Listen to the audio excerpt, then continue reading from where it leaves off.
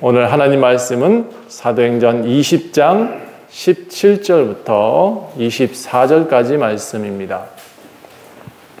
사도행전 20장 17절부터 24절에 있는 말씀, 모두가 한 목소리로 우리 함께 읽어 나가겠습니다. 시작. 바울이 밀레도에서 사람을 에베소로 보내어 교회 장로들을 청하니 봄에 그들에게 말하되 아시아에 들어온 첫날부터 지금까지 내가 항상 여러분 가운데서 어떻게 행하였는지를 여러분도 아는 바니 곧 모든 겸손과 눈물이며 유대의 간계로 말미암아 당한 시험을 참고 주를 섬긴 것과 유익한 것은 무엇인지 공중 앞에서나 각 집에서나 거리낌이 없이 여러분에게 전하여 가르치고 유대인과 헬라인들에게 하나님께 대한 회개와 우리 주 예수 그리스도께 대한 믿음을 증언한 것이라. 보라, 이제 나는 성령에 매여 예루살렘으로 가는데 거기서 무슨 일을 당하는지 알지 못하노라. 오직 성령이 각 성에서 내게 증언하여 결박과 환난이 나를 기다린다 하시나 내가 달려갈 길과 주 예수께 받은 사명 곧 하나님의 은혜의 복음을 증언하는 일을 마치려 하면은 나의 생명조차 조금도 귀한 것으로 여기지 아니하노라. 아멘. 할렐루야. 오늘 제목은 바울의 고별 설교입니다. 저희 교회는 사도행전을 시작하면 사도행전 마칠 때까지 이렇게 강해식으로 설교를 하고 있습니다. 오늘 처음 오시는 분이 계셔서 제가 이해를 돕기 위해서 우리 교회를 먼저 설명합니다. 우리 교회는 예수님이 머리이신 교회입니다. 모든 성도들이 하나이고 또 목회자와 성도들이 수평적 관계에 있습니다. 각자의 직분은 있으나 가족같이 되어지길 원하고 형제 되기를 원합니다. 예수가 우리에게 친구라 하셨기 때문에 우리도 서로 친구가 되고 이웃이 될 수 있습니다. 우리 교회는 그리스도의 교회입니다. 말 그대로 예수님의 교회입니다. 예수님이 주인 되시는 건 당연한데 요즘은 세대가 좀 교회마다 좀 특성이 달라서 예수님이 주인이 아닌 교회를 좀 많이 보았기 때문에 우리 교회만큼은 더욱더 예수님을 섬기자라는 말씀을 드리고 싶습니다. 그리스도 교회의 특징을 조금 말씀드려볼까요? 네, 그리스도 교회는 침례를 행합니다. 예수님을 믿게 되었다. 그러면 우리는 함께 침례를 행함으로 그가 새로운 인생을 살겠다. 새 피조물이 되겠다라고 공언합니다. 이 침례는 형식이기보다는 우리의 마음의 다짐과 같고 우리 성도들과 함께 서로 나는 이제 새로 태어났습니다라는 공포와 같습니다. 매 주일 예배 또는 절기 예배를 저희는 똑같이 생각합니다. 절기가 중요한 것이 아니라 매 주일, 매일이 중요합니다. 교회 예배 나와서 잠깐 드리는 예배가 중요한 것이 아니라 우리가 세상의 빛과 소금이 되는 것을 더 중요하게 생각합니다. 여러분, 교회에서 거룩하면 세상에서도 거룩해야 되는데 우리가 바깥에서 욕을 먹는다 하면 우린 과연 그리스도인이라 할 수 있을까요? 그래서 그리스도의 교회 같은 경우는 세상의 빛과 소금입니다 라는 말을 자주 씁니다. 또 우리는 사도행전이라든지 주기도문과 같은 고백서를 일부러 낭독하지는 않습니다. 사도신경이죠. 제가 잘못 얘기했습니다. 사도신경, 주기도문을 저희는 따로 매주마다 하지는 않습니다. 그렇다고 하지 말라고 말도 하지 않습니다. 주기도문 해도 됩니다. 사도신경 외워도 됩니다. 그러나 성경에 나와 있기를 주는 그리스도시요 살아계신 하나님의 아들이십니다 라는 이 고백이 저희는 더 큰 고백이라고 생각하고 있습니다. 왜냐하면 베드로가 또 12사도가 예수님 앞에서 그렇게 고백했기 때문에 그렇습니다. 자, 우리 그리스도 교회는 강서구에 대학교가 하나 있습니다. 그리스도 신학대학교로 시작했다가 지금은 KCU, KC대학 이렇게 시작했다가 요즘 이제 강서대학 이렇게 변화되어졌습니다. 등촌중학교 재단이 있고 또 신학자들 배출하기도 하고 여기에 사회복지사 여러 가지 간호사들을 배출하는 그런 학교가 있습니다. 자, 그리스도의 교회는 한국에서는 역사가 다른 일반 교회보다는 좀 짧지만 정통 교회입니다. 그리고 모든 사람들이 본받을 만한 교회다라고 모든 교회들이 인정하고 있습니다. 장로교, 성결교회, 순복음교회 할 것 없이 저희 대학 출신들이 각자 목회를 하고 있습니다. 저는 그리스도의 교회라는 명칭이 너무 좋아서 끊임없이 이 그리스도의 교회의 명칭을 유지하고 있습니다. 장로교회, 누가 그러더라고요. 우리 목사님 장로교회 했으면 벌써 200명 넘었을 텐데요. 그런 얘기를 했었습니다. 전 사람 많이 모이는 것 중요하지 않다고 생각합니다. 오늘 또 다시 말씀드리지만 여러분 이 건물이 성전이 아니라 여러분 한 사람 한 사람이 성전입니다. 여러분이 하나님이 거하실 수 있는 전이 되게 한다면 제 사명은 잘 담당한 것이라고 생각합니다. 자, 오늘 바울의 고별 설교라는 제목으로 말씀드립니다. 여러분, 사람이 사는 날은 100년입니다. 그렇죠? 우리 한 200년 사시는 분 없습니다. 그렇죠? 우리가 이렇게 정한 시간 위에 살고 있습니다. 시간은 그런데 이상하게 우리를 기다려주지 않습니다. 저도 옛날에는 머리가 까맸었습니다. 지금은 머리가 하얗네요. 그렇죠? 점점 하얘지는 게 더 많아지는 것 같습니다. 이렇게 시간이 잘 기다려주지 않습니다. 그리고 모든 사람은 시간의 이 시계 추 위에 서 있는 것 같습니다. 시간은 항상 급하게 또 우리를 몰고 갑니다. 기다려주지도 않아요. 그렇죠? 왜 그렇게 급한지. 이 시계는 계속 우리 초침 바라보고 있으면 계속 똑딱거리잖아요. 그렇죠? 저 초침에 맞춰 살면 안 됩니다. 저 초침을 따라가다 보면 우리는 급할 수밖에 없습니다. 그러므로 저는 여러분한테 소망을 하나 드리고 싶습니다. 여러분, 심장의 초침을 따라가세요. 저 초침보다는 약간 느리게 뜁니다. 자, 그래서인지 인생들은 너나 할 것 없이 자주 이 인생의 추 위에서 흔들리며 살아가고 있습니다. 마음대로 안 된다고. 맞아요. 마음대로 안 되는 게 인생이에요.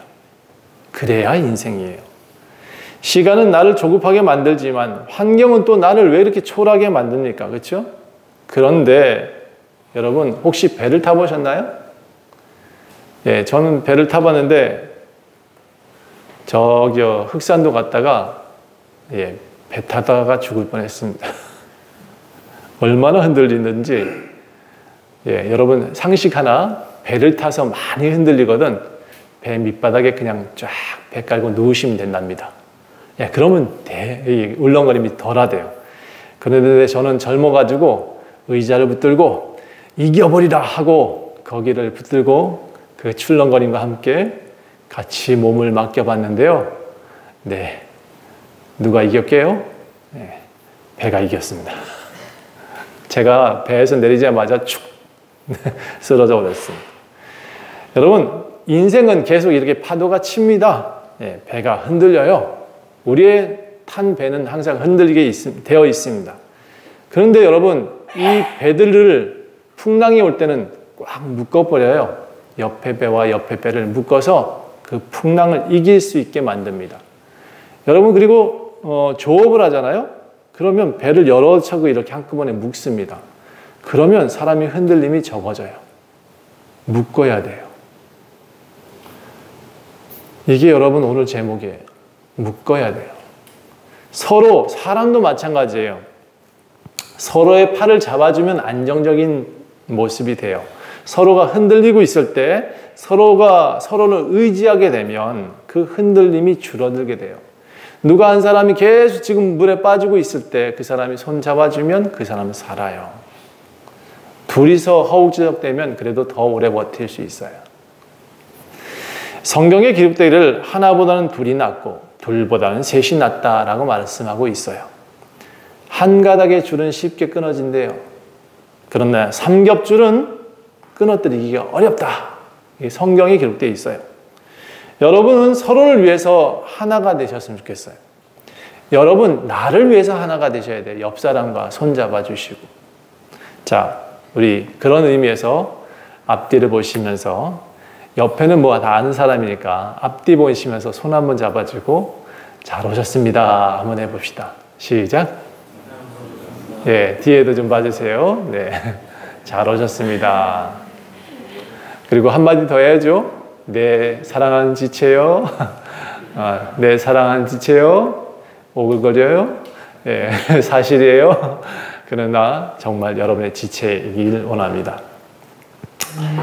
원주 좋은교회는 예수님을 머리로 한 교회다. 제가 항상 강조합니다.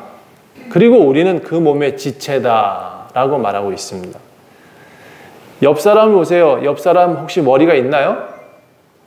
머리가 없는 사람. 다 있네, 그렇죠? 머리가 있어요. 그 사람의 머리를 자세히 보세요. 눈, 코, 귀, 입이 있나요? 있다, 그렇죠? 팔, 다리도 있나요? 손가락, 발가락 다 붙어 있나요? 팔, 다리는 있어, 그렇죠? 여러분 이렇게 머리를 중심으로 몸 전체를 조금씩 얼굴은 보면 다르지만 다 똑같이 하나씩은 있고 둘씩은 있다, 그렇죠? 그런데 우리는 똑같은 사람은 없어요, 그렇죠? 제가 항상 하나님이 계시다는 증거가 옆에 사람을 보세요. 아무리 닮았어도 다를 겁니다, 그렇죠? 조금씩은 달라요. 내가 낳은 자식도 조금씩 다르다. 왜 그럴까? 하나님이 지으셔서 그렇다. 제가 항상 말씀드립니다.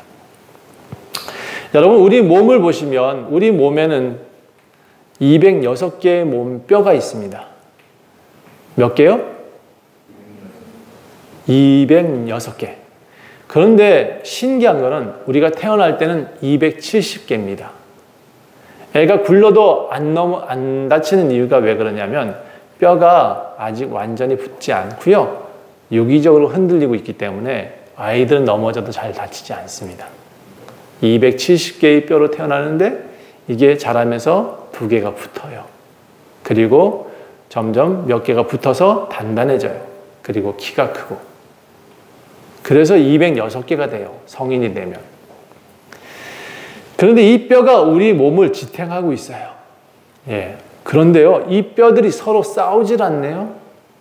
예, 서로 싸우질 않아요. 다 유기적으로 움직이면서 서로를 격려하고 서로를 세워주고 있어요. 우리 지체는 작지만 이렇게 이 지체들이 작지만 꼭 필요한 존재들이라고 말씀드리고 싶어요. 우리 장로님이 저번에 병원에서 이게 수술하셨잖아요. 신경 몇 가닥 끊어지니까 어떻던가요? 손이 처졌다. 그렇게 말씀하셨어요. 그런데 그 신경을 다시 이어보니까 어떻게 해요? 다시 손이 펴졌다. 예. 여러분 그 신경 하나가 우리를 그렇게 놀랍게 만드는 겁니다. 작지만 정말 필요한 존재들. 여러분 발가락이 정말 못생겼어요. 그렇죠? 우리 이지민 집사님 발가락은 이쁜가? 이 발가락이 미워가지고 너무 미워. 본인이 발가락 순서 생각을 한다고 치고 이 발가락이 스스로 말하기를 나 이 사람 몸에서 붙어있기 싫어. 그래서 푹 튀어나왔다고 칩시다. 발가락만 아플까요? 온몸이 다 아플겠죠? 여러분 제가 이렇게 가시 하나 박히면 하루 종일 이 가시 못 빼가지고 아파요. 이게 우리 몸이에요. 아무리 작다 할지라도 자기 몸에서 튀어나와 버리면 온몸을 아프게 해요. 이게 우리 몸이에요. 고린도전서 12장은 말하기를 더 약하게 보이는 몸이 이런 지체가 우리한테는 더 요긴하다라고 써져 있어요. 몸은 서로 분쟁함이 없다. 그리고 이렇게 표현해요. 몸은 서로가 싸우지 않는다. 또 우리 여러 가지 지체가 서로 같이 돌보게 했다. 이 지체는 이 지체가 돌보는 거예요. 이 지체는 이 지체가 돌보고 있는 거예요. 서로가 서로를 돌보고 있다고. 이 갈빗대가 없으면 이 몸이요 서 있지를 못하고 무너진단 말이에요. 이 지체가 이 갈빗대를 지키고 있다고요. 근육이 우리 몸의 뼈를 받치고 있어요. 오묘하지 않아요? 서로가 서로를 세워주고 있어요. 몸은 서로를 위해 분쟁함이 없고 여러 지체가 서로를 같이 돌보게 하셨다라고 성경은 기록해요. 이게 정말 성경이 놀랍지 않아요? 나는 이 성경 보고 참 놀라웠어요. 아, 그렇구나. 우리 몸의 모든 것이 우리를 서로 세워주고 있는 거구나. 자, 그런데 이게 교회의 모습이다라고 성경은 설명하고 있어요. 서로의 역할은 다르지만 서로를 위해서 몸의 지체들이 서로 협력하고 돕는다. 서로의 생각이 다르지만 서로를 이해하고 보듬어주는 것이 교회다 라고 되어져 있어요. 이렇게 고린도전서 12장에 보면 몸의 유기적인 모습을 먼저 설명하고는 그 다음에 13장, 고린도전서 13장이 뭐예요? 사랑장이라고 말해요. 예. 이렇게 유기적인 모습을 갖고 있는 이 뼈들, 근육들이 서로 사랑해야 된다라는 얘기를 그 다음에 하고 있는 거예요. 교회의 유기적인 사람들이 서로 사랑해야 된다. 어떻게 사랑하느냐? 예, 이 몸을 지탱하는 근본이 사랑이다. 그럼 어떻게? 사랑은 오래 참고, 사랑은 온유하며, 시기하지 아니하며, 사랑은 자랑하지 아니하며, 교만하지 아니하며, 무례히 행하지 아니하며, 자기 유익을 구하지 아니하며, 성내지 아니하며, 악한 것을 생각하지 아니하며, 불의를 기뻐하지 아니하며, 진리와 함께 기뻐하고, 모든 것을 참으며, 모든 것을 믿으며, 모든 것을 바라며, 모든 것을 견딘다. 저는 원주 좋은 그리스도 교회가 예수 그리스도를 머리로 한 예수님이 머리이시고 우리가 각자의 지체들로 구성되어 있기를 소망합니다. 우리는 모두 한 분의 자녀예요. 하나님의 자녀예요. 그래서 하나님의 가족, 예수님의 가족, 제가 그렇게 말합니다. 예수님을 왕으로 모신 하나님 나라의 백성이에요. 누구의 백성이라고요? 하나님 나라의 백성이라고요. 우리는 예수 안에서 하나예요. 예수 안에서 하나가 되라 하나예요. 오늘 사도행전 20장은 바울 사도가 평생 목회하면서 쏟았던 그 정성에 대한 이야기, 그 간절한 바람에 대한 이야기를 쓰고 있어요. 제가 앞에서 우리 교회에게 이렇게 우리 교회에 이런 모습이 되기를 원합니다라고 간절히 바랬던 것처럼 바울은 에베소에서 마지막이 될지도 모르는 자신이 그들 앞에 설교를 합니다. 그리고 에베소 형제들을 위해 간절히 축복하는 내용을 담고 있습니다. 지난주 19장에 보면 바울이 에베소에서 쫓겨나요. 에베소 지역은 아데미 신상을 만드는 곳이었습니다. 이 아데미 신상 만든 사람들이 소요를 일으켰어요. 지금으로 말하면 데모를 했어요. 데메드리오라는 사람이 앞장서고 그들의 직공들이 함께 모여서 모두 다 피켓 들고 바울을 쫓아내라, 바울을 쫓아내라. 그리고 한다는 얘기가 아데미 신상이여 우리를 지키소서 이렇게 외치고 있어요. 왜 이 사람들이 이렇게 하고 있냐 그러면 그 동네는 안산에 가보면 이렇게 쭉 프레스 누르는 공장이 있습니다. 그들은 전부 다 금형이라는 걸 만들어요. 그 동네가 다 그래. 그런데 이 동네 아데미, 이 에베소 지역은 뭘 만들고 있냐면 아데미 신상을 깎아요. 나무로 깎든지 뭘로 깎든지 깎아가지고 거기다가 은을 입혀요. 그래서 은장색이다라고 말을 해요. 이 은장색 사람들이 직공들이 모여서 살고 있는 동네였기 때문에 돈도 되게 잘 벌었어요. 이 아데미 신상을 팔아가지고 넉넉하게 살던 사람들이에요. 그런데 바울이 들어왔어요. 이 바울이 뭐라 그랬냐면 여러분 사람이 손으로 만든 것은 신이 아닙니다 라고 말을 했어요. 여러분 사람이 손으로 만든 건 신이 아니에요. 예. 그래서 여러분 저기 우리 마을 입구 가면 장석이라는 그렇죠? 장승이라 그러죠. 장승이라는 게 서 있잖아요. 그렇죠? 그걸 뭐라 그래요? 수호신이라고 부르더라고. 마을의 수호신. 난 지나갈 때마다 뭐냐 너 이러고 지나가요. 걔네들 볼 때마다. 어디 가면 소떼를 막 솟아났잖아요. 그렇죠? 풍요를 위해서 솥대를 갖다 놨다 그래요. 근데 나는 그 솥대가 풍요를 주는지는 모르겠어요. 여러분, 사람이 손으로 만든 건 신이 아니에요. 다른 건 다 잊어버려도 그건 하나 꼭 잊어버리지 말았으면 좋겠어요. 그랬더니 사람들이, 그 동네 사람들이 돈벌이가 자꾸 줄어드는 거예요. 이게 아데미 신상이 안 팔려. 바울 때문에. 바울이 하나님을 소개하고 나니까 아데미 신상이 안 팔리니까 이 은장색 노동조합이 데모를 일으켰어요. 바울을 고소하고 난리가 났어요.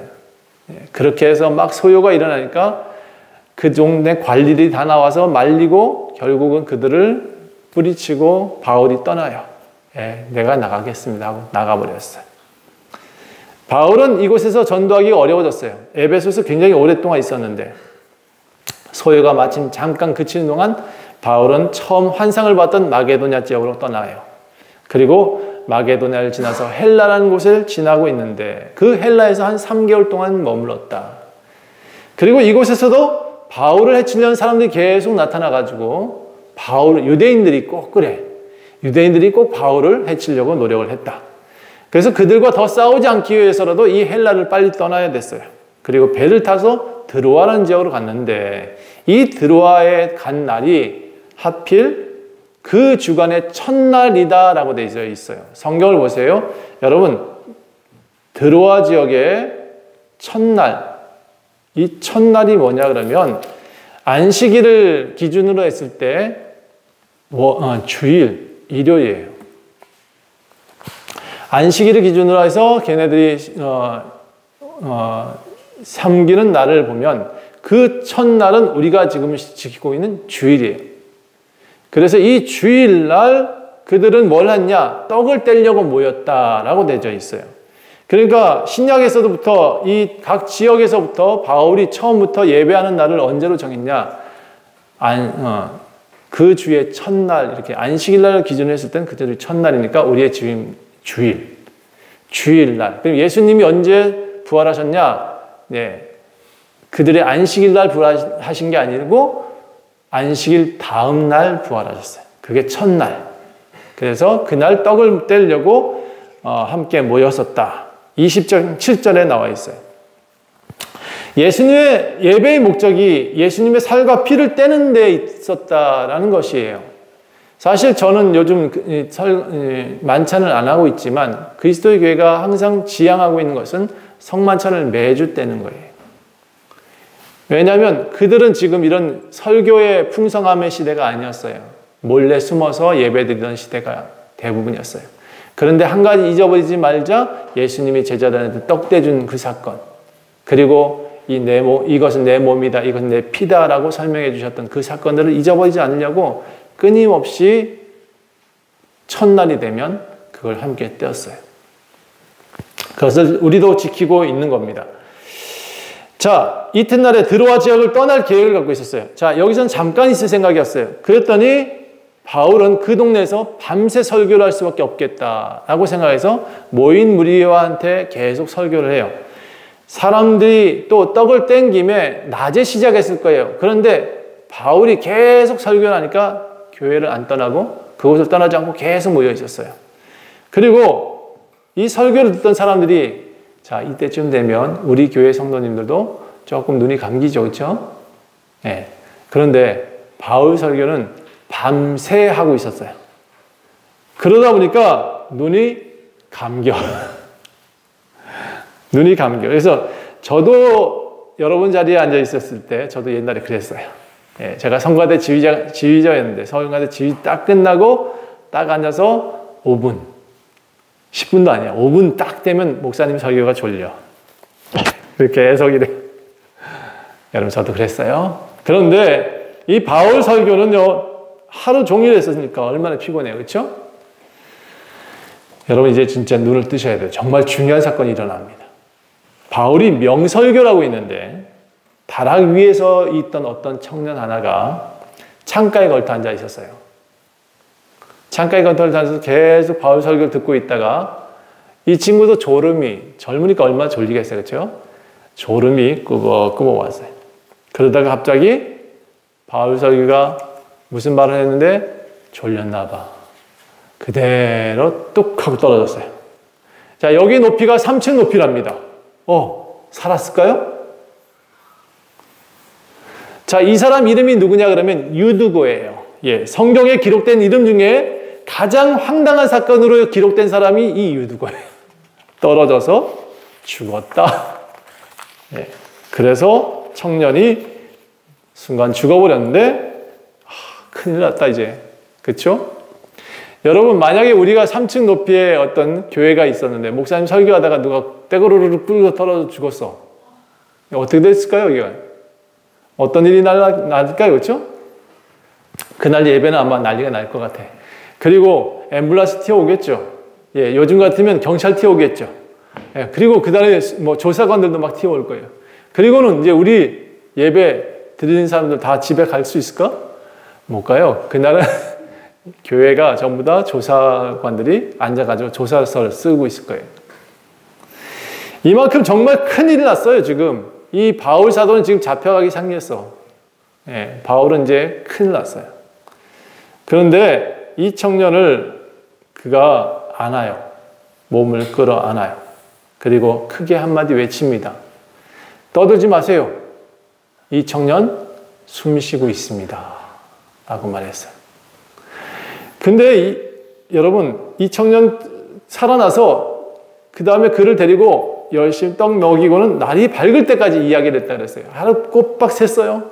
그 사이에 밤에 큰일도 일어났어요. 죽었다가 누가 살아났네. 그렇죠? 이 큰 기적을 보고 모두가 적지 않게 위로를 받았다라고 되어져 있어요. 그런데 일부 학자들은 이 내용만 보고는 뭐라 그러냐면 그때는 의술이 없었지 않습니까? 뭐 이런 식으로 얘기하면서 이거는 그 사람이 죽은 게 아니고 잠깐 기절한 겁니다. 라고 말을 해요. 예, 말 좋아하기 원하는 학자들은 그렇게 말을 해요. 그런데 성경에는 뭐라고 되어 있냐면 그가 분명히 떨어져서 죽었다라고 기록되어 있어요. 그러니까 분명히 죽었다가 다시 살아나는 건 맞다고 저는 우리가 믿어야 될 것 같아요. 학자들의 말을 믿지 마시고 여기 성경의 구절에 기록되어 있는 것을 믿었으면 좋겠어요. 죽었어. 그러나 바울이 그를 끌어안고 무엇이라 말했는지 모르지만 한마디 사람들한테 외치기를 이 사람은 안 죽었습니다. 숨 쉽니다. 라고 말을 했다는 거죠. 야, 여러분, 근데 제가 항상 이렇게 기적 같은 이야기를 좀 하게 되면 항상 덧붙이는 말이 있죠. 제가 성경에 나온 기적과 함께 그 다음에 꼭 덧붙이는 말. 여러분, 우리 교회에 나올 때 이 기적에 초점을 맞추면 안 돼요. 누구에게나 기적은 일어납니다. 제 아내가 아이 셋을 낳았어요. 기적이에요. 왜요? 제 아내는 100일을 안고 죽을 뻔했던 사람이거든요. 예, 제가 교회를 세우고 목사가 됐어요. 이게 기적이에요, 저는. 여러분이 지금 교회에 나와 있잖아요, 우리 교회. 완전 좋은 교회. 여기 기적 아닌가요? 저는 오늘도 기적을 보고 있습니다. 그렇죠? 여러분, 우리가 일어나고자 내가 원하는 기적이 아니에요. 예수님 믿는 그 자체가 기적이에요. 예수님을 믿는 목적이 어디에 있어야 되냐? 기적에 초점을 맞추지 마시고요. 우리의 최종 목적지는 구원이에요. 하나님 나라. 이날 유두고 사건만 봐도 우연히 일어난 기적이에요. 이날 바울이 계획해서 그 사람 죽어라, 살아라 이렇게 말한 게 아니야. 이날 우연히 성경에 보니까 그가 떨어져 죽었다. 그러나 그날 하나님은 그를 살리셨다. 왜 그랬을까요? 제가 이 기적들이 일어난 사건들을 좀 자세히 살펴보니까 거의 초대교회에 일어난 일들이에요. 예수님이 그렇게 하셨어요. 당신을 드러내기 위해서, 교회를 세우기 위해서. 그래서 제가 가끔 이렇게 얘기를 합니다. 만약 진짜 기적을 일으키고 싶다면 먼저 그 나라와 그의 나라를 구하라. 그리하면 그 모든 것을 너에게 더하시리라. 이 말을 믿으면 돼요. 기적은 언제 일어나느냐? 교회를 세워야 할 때 기적이 일어나더라. 예수 그리스도를 증거해야 될 때, 정말 믿음이 없는 나라에 가서, 네팔 같은 나라 가서, 저기 몽골 같은 나라 가서 정말 예수님을 증거해야 될 때 기적은 수월하게 나타나더라. 예루살렘의 모습이 그랬다는 거예요. 그래서 지금 우리도 이렇게 편만하게 예수님이 증거되어 있는 이 시대에 우리가 그런 기적을 바라지 말고 소소한 기적을 원합시다. 내가 숨 쉬고 있는 것, 내가 지금 찬양하고 있는 것, 내가 지금 걷고 있는 것. 전 어제도 휠체어 타고 가는 사람을 봤어요. 상체는 멀쩡한데 다리 쪽은 하나도 없는, 있으나 없는 그런 사람들도 많다는 거죠. 여러분 지금 숨 쉬고 있으니 기적입니다. 그러니까 여러분 우리가 초점 맞춰야 될 것은 따라합시다. 예수 그리스도. 그거 왜 바라지 말아요. 그거 바라시면, 그분을 바라시면 다른 것도 이루어 주신대요. 바울이 일부러 졸린 설교를 했을까요? 바울은 열심히 설교했는데 시간이 길어지면 졸게 돼 있겠죠. 원래 좋은 설교는 빨리 끝내는 게 좋은 설교라는데 우리 목사님도 한 30분을 한다, 그렇죠? 그래서 보면 바울은 분명 하나님의 살아계심과 예수님의 죽으심과 부활을 얘기했어요. 그분의 설교는 오직 하나예요. 하나님이 살아계시다, 예수님이 죽으셨다고 부활하셨다. 이 내용이 그렇게 긴 거예요. 구약의 옛날에 다윗이 이랬다, 모든 초점은 거기 있어요. 예수님이 우리의 구세주다, 우리의 왕이시다. 여러분, 우리 목사님들도 똑같은 얘기를 계속 반복하고 있는 거예요. 어떤 사람의 설교가 잘하는 설교냐? 하나님이 우리의 아버지십니다. 그리고 그 하나님은 우리를 만드셨습니다. 그리고 그분은 우리를 계속 지키고 계시고요. 예수님은 왜 보내셨냐? 우리를 구원하기 위해서 우리의 심판주십니다. 예수님은 우리의 모든 죄를 사하신 분이십니다. 더 들을 이유가 있을까? 앞으로 이 얘기를 또 듣게 될 거예요. 이게 설교예요. 다른 얘기 없어요. 우리 심판주이신 예수님은 우리를 구원하신다. 이게 설교의 전부예요. 다시 본문으로 돌아갈게요. 바울은 드로아에서 다시 예루살렘으로 갑니다. 이게 제3차 전도 여행의 마지막 부분인데 13절부터 16절까지는 그가 예루살렘으로 향하고 있는 여정을 기록하고 있어요. 그 사이에 밀레노라는 곳을 지나는데 여기 바로 에베소 옆입니다. 에베소에 못 들어가고 밀레노에서 잠시 여정을 풀고는 에베소에 사람을 보내가지고 다들 오세요 하고 장로들을 불러요. 에베소에서 그렇게 오랫동안 기르는 사람들, 정말 신실한 사람들을 불러요. 그들한테 와서 17절부터 뭐라고 그러냐면 아주 절절한 설교를 하고 있어요. 아시아에서 들어온 첫날부터 지금까지 나는 항상 여러분 가운데 함께 있었습니다. 내가 어떻게 행한지 여러분 잘 아시죠? 나는 항상 겸손했고 눈물을 흘리며 살았어요. 유대인의 관계로 해서 시험을 당해도 나는 참았습니다. 박해를 받아도 열심히 주를 섬긴 건 여러분 기억하시죠? 여러분에게 유익한 것은 무엇인지 가르치려고 열심히 노력했습니다. 집에서든지 교회에서든지 정말 열심히 노력하며 예수님을 전했습니다.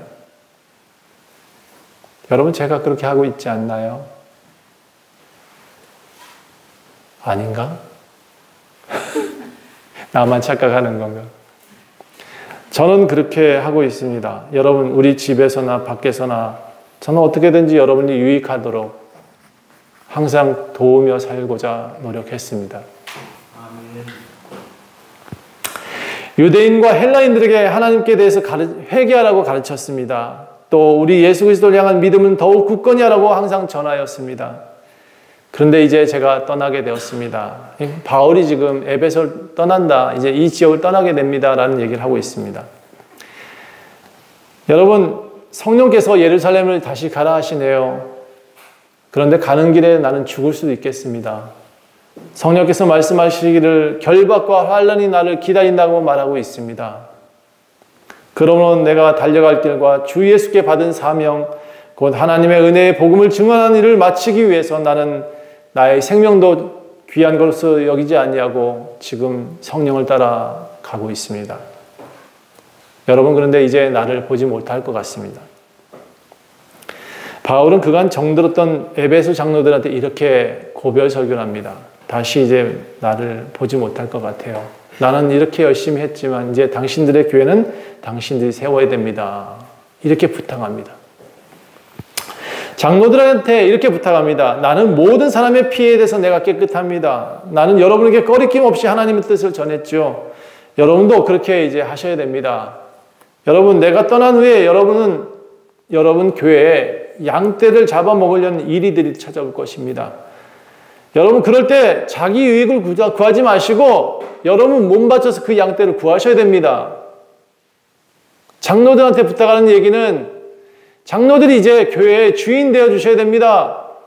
교회에 여러분이 지금 주인이십니다. 이제 새로운 이들 보듬어 안으시고 여러분들이 양떼를 구하셔야 됩니다. 이렇게 부탁하고 있습니다. 자기 유익을 구하지 말고 자기의 핏값 주고 산 교회를, 예수님의 피로 산 이 교회를 지키셔야 돼요. 여러분, 제가 부탁드리고 싶은 게 하나 있습니다. 원주 좋은 교회 지켜주실 건가요? 다 떠날 거구나. 대답이 이렇게 미지근할까? 여러분, 원주 좋은 교회 세우실 건가요? 이 지역에 진짜 그리스도의 교회가, 예수님의 교회가 세워지길 원하십니까?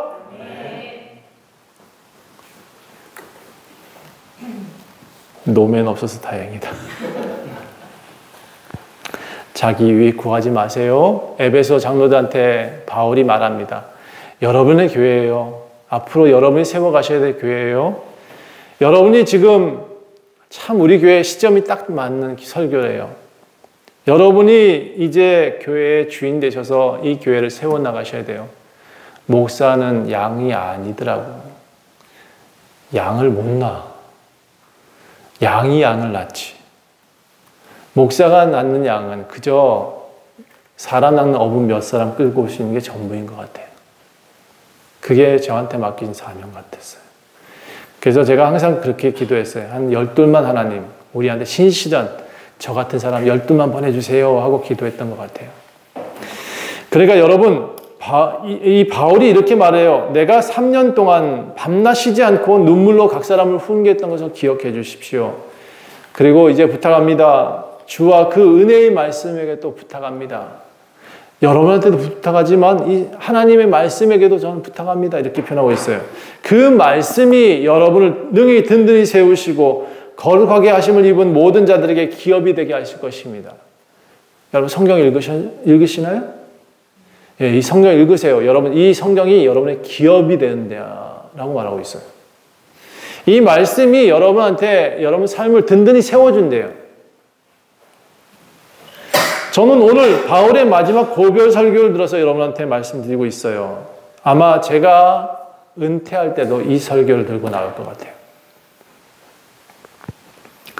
저는 이 설교가 저는 오늘 하는 말, 어제 제가 밤새 이것을 수정하고 또 수정하면서 뭐라 생각했냐면, 하나님, 제가 은퇴 설교하듯이 할게요.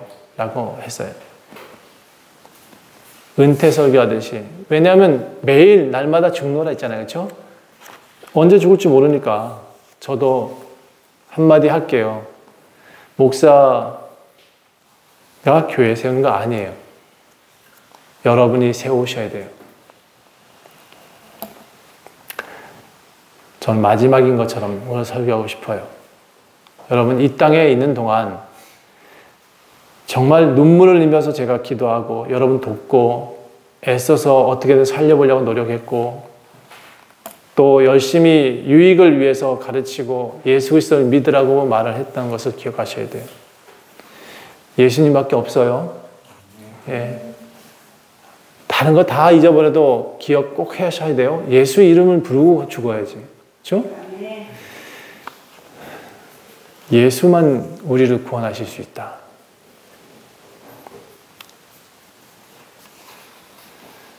이제 결박과 환난이 나를 기다린다. 성령께서 그렇게 말씀하셨어요. 바울은 그러나 내가 이제 죽으러 갑니다 라고 말하면서 에베소 성도들하고 고별 설교하고 그들과 끌어안고 울고 있습니다. 거기에 덧붙이기를 나는 목회하는 동안 아무 은이나 금이나 의복을 탐하지 않았습니다. 여러분이 다 아시죠? 나는 나의 손으로 나와 내 동행들이 쓰는 것을 충당하기 위해서 내가 열심히 자비량하고 노력했습니다. 여러분 아시죠? 여러분 제가 그렇게 살고 있습니다. 저는 바울이 그렇게 살아서 그렇게 산 게 아니에요. 여건이 그렇게 돼서 그렇게 살고 있지만 저도 성경에 사도행전 처음 예루살렘 교회 세워졌던 것처럼 7 집사를 다 세워놓고 이렇게 말하고 싶어요. 저도 말씀과 기도만 전무하겠습니다 하고 싶어요. 그런데 제가 이후에 성경들을 다 쳐다보니까 바울 사도는 그렇게 못 살았어요. 베드로 결국 그렇게 못 살았어요. 다른 이들 다 열심히 그렇게 기도하고 성경만 보고 살지 않았어요. 여러분 제가 기준 삼고 있는 이가 누구냐 그러면 예수님입니다. 예수님이 항상 제자들을 먼저 앞서서 걸어가셨어요. 예수님 허리띠가 먼저 수건 들으시고 제자들 발 씻겼었어요. 그게 본이라 그래요. 본. 목사가 가르칠 수 있는 것은 제가 그런 본이 되어야 된다라고 생각하고 있어요.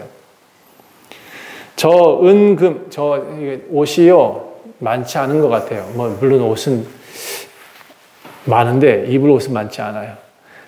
맨날 그래도 제가 자주 옷을 갈아입지 않는 이유가 익숙한 것이 익숙해, 그렇죠? 그래서 저는 그렇게 옷에 대해서 많은 의복도 탐하지도 않았던 것 같아요. 지금까지 제가 이 바울 사도처럼 똑같지는 않아요. 바울 사도는 저보다 더 했겠지만 그분은 단벌 신사이겠지만 저는 그래도 옷이 있으니까 얼마나 다행이에요, 그렇죠? 그래도 목사라면 은과 금 이렇게 재물에 탐하지 않았으면 좋겠다. 성경은 그렇게 저를 가르치고 있습니다. 여러분이 아시는 것처럼 제가 열심히 노력하면서 사는 거 아시죠? 네. 그거 저는 오늘 바울 사도를 비롯해서 이 말씀 비롯해서 여러분이 저도 좀 아셨으면 좋겠다. 알아주셨으면 좋겠다. 이런 생각 좀 합니다. 예. 여러분 주의 말씀이 복이 있습니다. 그 말씀을 꼭 기억하시고 여러분 제가 하는 이 말들을 다 기억해 주셨으면 좋겠어요. 성경 자꾸 읽으세요. 그러면 예수님 보이시니까. 제가 은퇴식에서 바울이 했던 이 말을 다시 할 수 있으면 좋겠어요. 제가 앞으로 15년 정도 남았을까요? 길게 해봐야. 그런데 이 은퇴식에 제가 이 설교를 똑같이 했으면 좋겠어요. 네, 제가 마지막에 있는 내용들을 다시 한번 읽어보면 예, 저는 이렇게 살았습니다. 여러분 내가 아무 그 은이나 금이나 의복을 탐하지 아니하였고 여러분이 아는 바와 같이 이 손으로 나와 내 동행들이 쓰는 것을 충당하며 살았고 범사에 여러분에게 모범을 보여 준복과 같이 수고하여 약한 사람을 돕고 또 주 예수께서 친히 말씀하신 바 주는 것이 받는 것보다 복이 있다 하심을 기억하여 할지다 그렇게 항상 주며 살았다. 제가 그렇게 고백할 수 있으면 좋겠습니다. 여러분도 주며 살아요. 예. 세상에 많은 교회들이 어둠을 향해 가고 있습니다. 교회 크게 짓는 거 저는 어둠 같아요. 교회 직분자들이 많아지고 그 직분을 돈으로 사는 것 저는 어둠 같아요. 여러분 진짜 마음을 들여서 예배하세요. 교회에 매일 나오는 것보다 마음과 정성과 뜻을 들여 제 주님을 예배하는 것 그게 예배라고 그랬어요. 다시 함께 따라합시다. 마음과 정성과 뜻을 들이세요. 그게 예배예요. 그게 헌금이에요. 여러분 다시 한번 말씀드립니다. 여러분이 오늘 예배 나오신 이 자리에 나오신 것이 가장 큰 헌금이에요. 바울이 에베소 장로들에게 부탁했던 것처럼 여러분한테 이제 마지막으로 저희가 부탁드립니다. 원주 좋은 교회가 되세요. 여러분 예수님을 머리로 한 지체들이 되세요. 서로를 위해 주세요. 서로를 보듬어 주세요. 서로 좀 부족하더라도 안아주세요. 서로 힘이 되어주시고 의지하는 삶이 되어주세요. 여러분이 가족이잖아요. 그렇죠? 서로가 주님의 말씀을 지키려고 노력해 주세요. 서로 권면해 주세요. 그들을 세우려고 권면하셔야 돼요. 그리고 기도해 주세요. 여러분 그들의 기둥이 되어주세요. 그들이 넘어지려 할 때 손잡아 주세요. 그들이 일어날 수 있도록 손을 잡아 힘을 당겨주세요. 여러분, 우리 교회가 그렇게 유기적으로 세워진다 그러면 제가 목회를 잘했다라고 할 수 있을 것 같아요. 나중에 그런 교회다라고 제가 자랑할 수 있게 해주세요. 여러분, 기도하겠습니다.